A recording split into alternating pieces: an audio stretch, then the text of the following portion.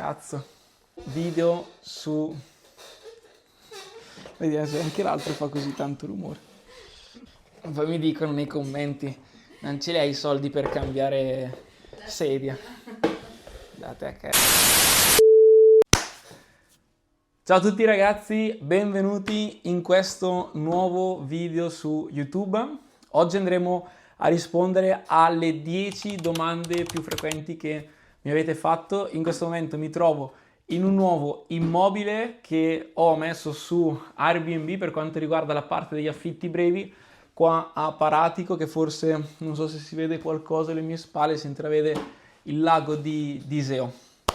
Direi di partire dalla prima domanda che mi ha fatto Marco, domanda molto generale: che cos'è Airbnb e come funziona il business degli affitti brevi? Innanzitutto Airbnb è un portale, anzi è il portale di affitti brevi più grande al mondo, dove ci sono più immobili in assoluto caricati sopra, ed è assurdo come questa struttura fattura miliardi all'anno nonostante non possegga nemmeno un immobile, perché Airbnb è semplicemente un portale dove utenti e persone privati o host, come nel mio caso, caricano il proprio annuncio su questo portale. Il business degli affitti brevi, come dice la parola stessa, è tutto quello che comporta business non a lungo tempo ma a breve periodi, quindi si parla soggiorno minimo da una notte fino a un massimo di 28 notti. E qual è il vantaggio di affittare a breve termine? Che tu puoi chiedere molti più soldi a più persone piuttosto che chiedere pochi soldi alla stessa persona, perché con gli affitti brevi c'è un ricircolo molto più ampio di ospiti. Soprattutto sfruttiamo uno dei business maggiormente maggiormente benestanti, maggiormente con una maggior quantità di denaro. Per tanta gente, no, d'estate la gente spende i soldi per andare in vacanza. Partiamo con la seconda domanda che fa Giorgia: quali sono i vantaggi e gli svantaggi di avviare un business di affitti brevi su Airbnb? Allora, vi posso dire che ci sono più vantaggi che svantaggi. In questo momento sincero di svantaggi non me ne viene in mente nemmeno uno, se non per il fatto che magari comunque è un'attività, richiede del tempo, ha magari dei rischi imprenditoriali, però sicuramente non si parla di rischi imprenditoriali come avviare un'azienda. Tu avvii un'azienda, ti indebiti per migliaia, se non centinaia di migliaia di euro. Qua si parla di qualche centinaio, forse migliaio di euro. Per esempio, questo appartamento è un appartamento che costa 1.000 euro al mese d'affitto, comunque con 10 giorni, se tu chiedi 100 euro a notte, cosa che ovviamente non chiedo molto di più, già ci sono ritornato, e vuoi che in un anno, soprattutto con l'estate, il bel periodo che arriva, non ci ritorni? Assolutamente sì. Questo è proprio l'unico degli svantaggi che vedo per quanto riguarda questa attività. E i vantaggi sono innumerevoli invece. Il fatto che il proprietario, mettendo o comunque un immobile sugli affitti brevi, non solo viene curato di più, perché c'è generalmente un'impresa di pulizia che ogni volta che c'è un soggiorno viene, sistema, pulisce. L'appartamento deve essere sempre curato, perché gli ospiti che arrivano non possono trovare l'appartamento sporco, con oggetti rovinati o altre cose. Deve essere sempre pulito e perfetto per gli ospiti successivi. Un altro vantaggio sicuramente è la parte di garanzia che questo portale, come per esempio Airbnb o tanti altri portali, ci offrono, perché comunque Airbnb, per questo immobile che non vale 1 milione di euro, ci dà però un'assicurazione fino a 1 milione di euro. Cioè, cosa significa? Se qualche inquilino entra in questo appartamento, mi spacca qualcosa, spacca questo tavolo, poi tira una sassata su questa finestra e mi spacca il vetro, bene, Airbnb mi copre i danni di questo immobile fino a 1 milione di euro, ok?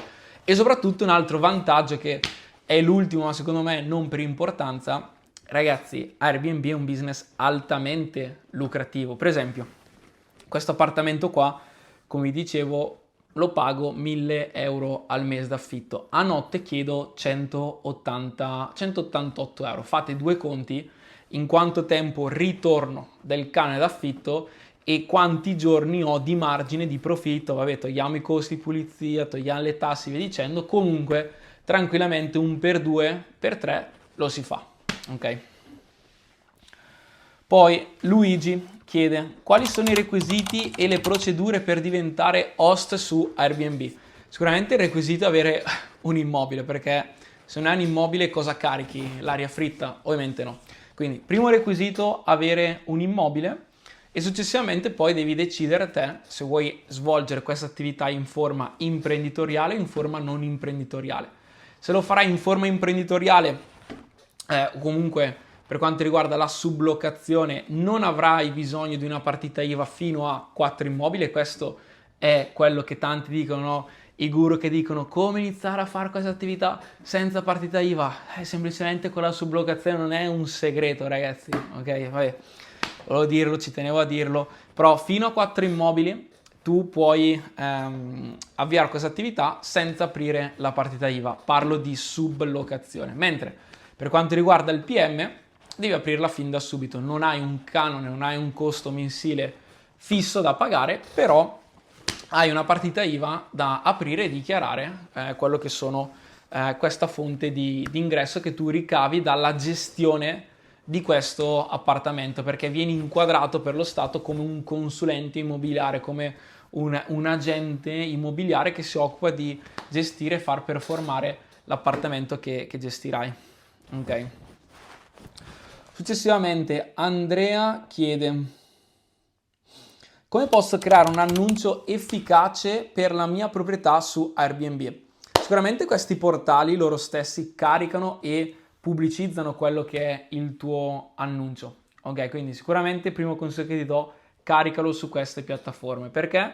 Perché caricandole su queste piattaforme ovviamente hai innumerevoli vantaggi, tra cui che la piattaforma stessa, dato che guadagna, se tu guadagni, ha tutto l'interesse di farti arrivare le prime prenotazioni, perché se tu arrivano le prenotazioni tu stai guadagnando, di conseguenza anche la piattaforma sta guadagnando.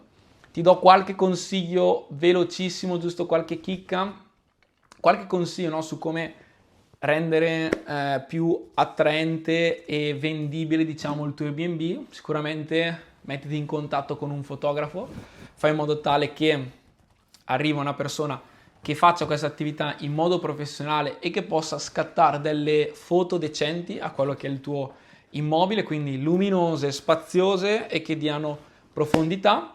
Ma soprattutto un consiglio che ti do, questa è una chicca, metti come prima foto dell'annuncio la parte più bella del tuo immobile. Per esempio questo appartamento qua, la parte più bella, sta esattamente alle mie spalle, tralasciando il tempo che non è dei migliori, però fuori c'è un bel terrazzo con una jacuzzi che tra l'altro ho fatto anche già un video, o forse dovrà uscire, chi se ne frega, lo metterò nella descrizione o comunque guardalo sul mio canale YouTube che sicuramente lo troverai. E ovviamente ho messo la foto dall'esterno perché è molto attrattivo, cattura molto l'attenzione. Tra l'altro ho scritto terrazzo più jacuzzi proprio come titolo, monolocale più jacuzzi come titolo, che cattura subito l'attenzione con la foto anche dall'esterno.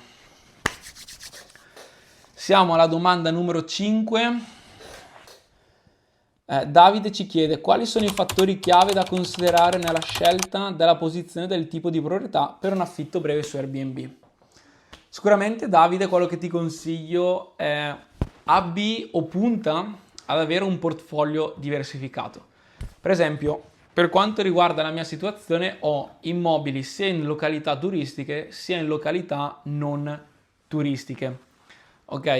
E quello che io ti consiglio è, se devi valutare dove iniziare, chiediti un po' il business. Per esempio, in una località turistica non è un business che va 365 giorni l'anno. Ci saranno momenti in cui sarà molto più performante rispetto ad altri.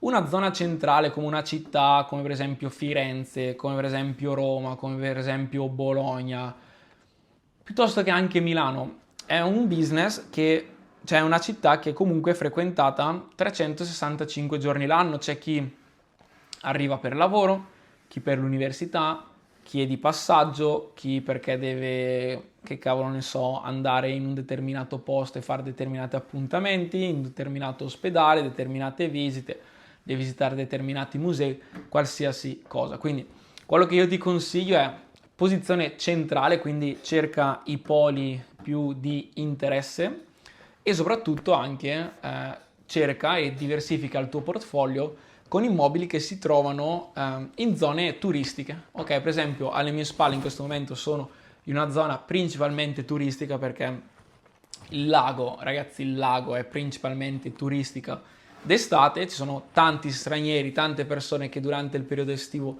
vengono qua e quindi vedi te, ok? Questo è un po' il mio consiglio che ti do. Poi dipende tante volte anche da quella che è la prima opportunità che ti capita. Può essere che la prima opportunità sia in una zona turistica, prendila, non dir di no. Prima opportunità ti capita in una zona centrale, zone metropolitane, così prendila comunque. L'importante, ragazzi, è lucrare. Qual è il modo migliore per stabilire i prezzi per il mio annuncio su Airbnb? Ora ti rispondo con una tecnica, che questa è la tecnica del 10. Se a te costa, facciamo esempio con numeri semplicissimi.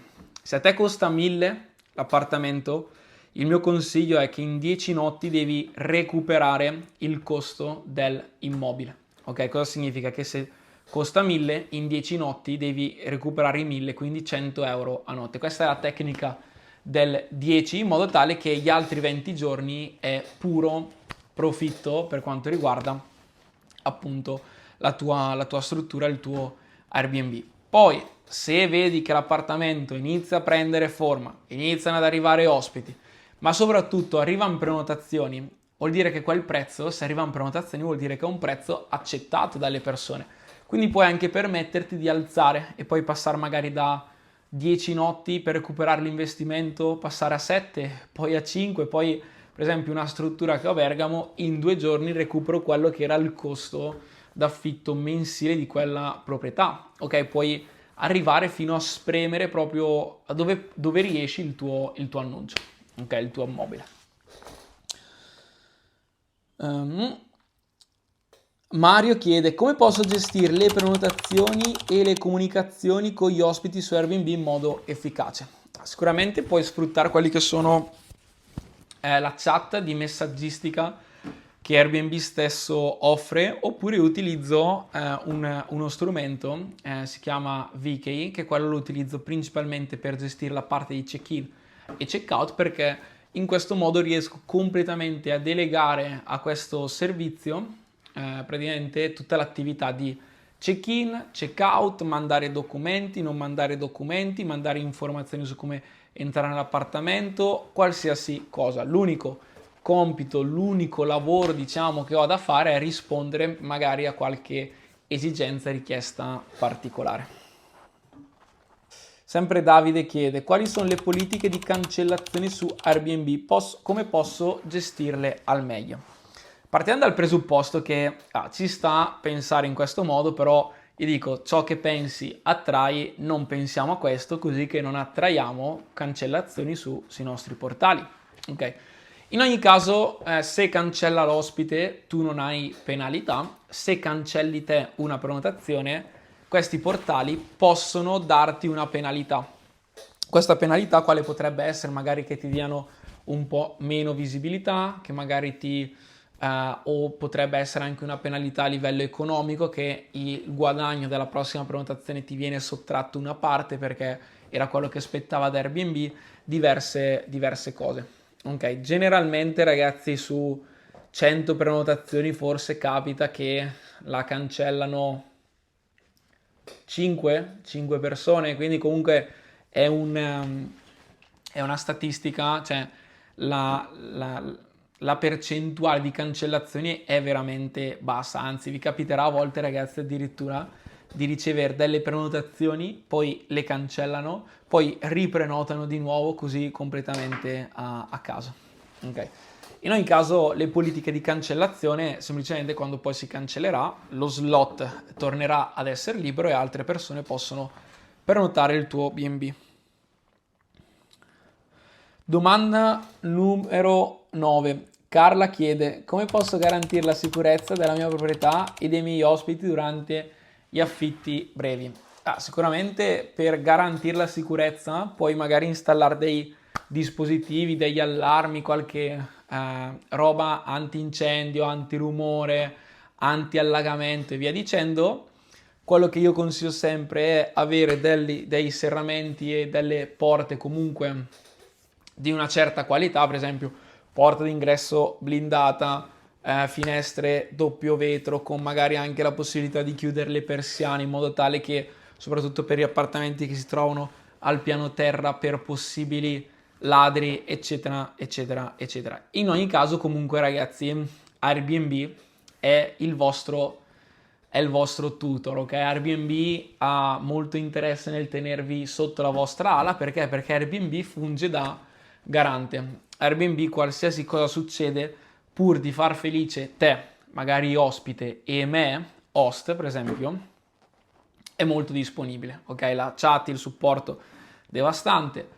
Se c'è qualche politica che deve dare dei soldi, non si fa problemi a dare dei soldi, se ovviamente gli dimostrate che serve dare dei soldi. Quindi, ragazzi, fin quando vi affiderete a questi portali, loro ovviamente hanno un guadagno nel fare questa attività, però allo stesso tempo vi restituiscono quello che voi date, perché una parte di quello che voi guadagnate va a questa piattaforma, però diciamo che sono più che contento nel dargliela, proprio perché loro stessi ci danno una mano. Io li aiuto in questo modo, loro ci aiutano in quest'altro. Ultima domanda che mi avete fatto è: quali sono le migliori strategie per attirare ospiti, ottenere recensioni positive e costruire una reputazione solida su Airbnb? Bella domanda questa, ovviamente lo spieghiamo all'interno del percorso di Global Destiny. Noi abbiamo un percorso che formiamo le persone proprio da zero fino alla gestione del proprio primo immobile, della propria unità. Quali sono le strategie? Sicuramente una strategia che è quella fondamentale, e qualsiasi azienda, una delle caratteristiche principali è saper utilizzare strategie di marketing, strategie di pubblicità. Per esempio, il fatto che io sto facendo questi video dentro il mio Airbnb non è fatto a caso, ovviamente. Ha un senso, perché all'interno di questo canale e all'interno anche di questo video troverete nella descrizione quello che è il mio annuncio, quindi di conseguenza questo è uno dei modi che potete fare per portare altra pubblicità oltre a quella che Airbnb stesso ti porta. Sul mio canale Instagram, sul mio canale TikTok, su qualsiasi piattaforma, su qualsiasi social tu hai la possibilità di condividere dei contenuti, fallo, perché è quello che io faccio per condividere quelle che sono le mie proprietà, ok? Per ottenere recensioni positive, ovviamente cerca di coccolare, accudire quelli che sono i tuoi ospiti fin da subito, dalla parte di messaggistica, parte tutta lì. Sii sempre educato, corretto e anche possibilmente tempestivo nelle risposte, fa sempre piacere questo. Io vivo praticamente col telefono nelle mani. Il fatto che magari una cosa fondamentale potrebbe essere, quando un ospite entra all'interno dell'appartamento, soprattutto quelli che si trattano di self check-in, di dargli la possibilità, no? Di magari trovare una luce accesa, una candela accesa, un profumatore acceso, in modo tale che quando entra c'è quel senso di accoglienza. Il primo impatto, la prima cosa che pensano è: ah, molto accogliente, molto calda questa casa, mi ha fatto piacere entrare, soprattutto l'odore quando sono entrato, capite? Tutti questi dettagli qua, molto probabilmente arrivate alla fine del soggiorno, gli ospiti saranno molto più che contenti di lasciarvi una recensione super super positiva, ok? Anche perché noi viviamo di recensioni, ok? Bene.